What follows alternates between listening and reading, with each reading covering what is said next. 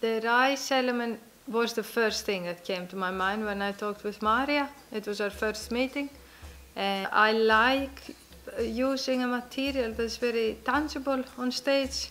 We managed to use it to represent pillows and snow and paths and water, and it gave possibilities to, even though it's rice, to go further with it, to have the level of abstraction that it is initially rice as a material, but it goes way further. It lets your imagination to go further with it. The mirrored floor, which is the second biggest element on stage, this came up after working with pictures that we have been collecting from Thailand, and how the rice fields are very still and flooded, and they were really reflecting everything.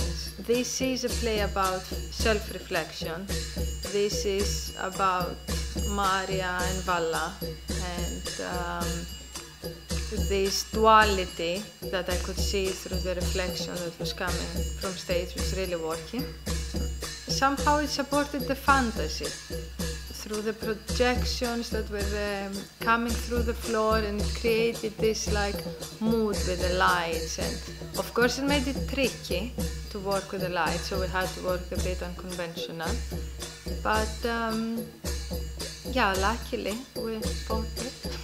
We managed.